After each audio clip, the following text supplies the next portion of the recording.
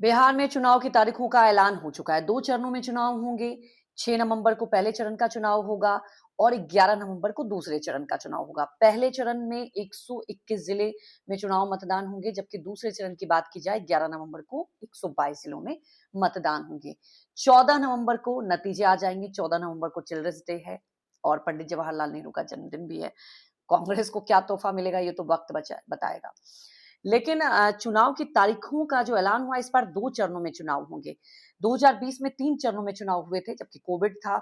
और आपको याद होगा 2000 अगर आप 15 की बात करें तो 5 चरणों में चुनाव हुआ था। हालांकि इस बार तमाम राजनीतिक दल ने ये मांग की थी कि चुनाव एक चरण में कराया जाए। लेकिन इस चुनाव में गौर करने वाली बात यह है कि छठ पूजा, जो कि बिहार का सबसे बड़ा महापर्व होता है, छठ पूजा 25 से लेकर 28 तक है। 28 को महापर्व संपन्न हो जाएगा।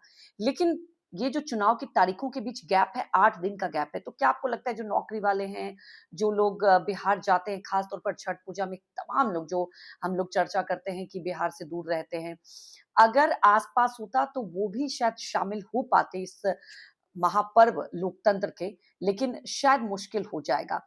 लेकिन सवाल उठता है इस पर कि कहीं न कहीं हर पार्टी को इससे नुकसान होगा। चुनाव आयोग से रिक्वेस्ट की गई थी, लेकिन चुनाव आयोग का कहना है कि ये संभव नहीं था। चुनाव आयोग बिहार गई थी, कहना है कि छठ पूजा के तुरंत बाद चुनाव कराना संभव नहीं था। लेकिन छठ पूजा की बात की जाए तो तमाम लोग पहुँचते हैं और क खास तौर पर आपको बता दें कि चुनाव आयोग की बात करें तो जो इतनी भीड़ जाती है, अगर आस-पास होता तो वो भी इसमें हिस्सा लेते। क्योंकि बिहार की बात की जाए, आपने देखा एसआईआर की प्रक्रिया हुई, कई लाख लोग बाहर रहते हैं और एसआईआर की प्रक्रिया के बाद पहला राज्य बिहार है जहां पर ये चुनाव होगा। चुनाव आयोग का कहना है कि ये एक पारदर्शिता लाई गई है। 34 लाख वोटर हटाए गए, इस पर भी खूब राजनीति हुई। लेकिन अब बड़ा सवाल ये है कि ये जो टाइमिंग रखी गई है, इसमें बहुत लोग महफूज रह जाएंगे, लेकिन इसका कितना असर होगा, इससे कितनी पार्टियों को नुकसान होगा। लेकिन अगर आप आंकड़ों की बात करें, तो जो बाहर रहते हैं, खासतौर पर वो बीजेपी के वोटर ज़्यादा माने जाते हैं।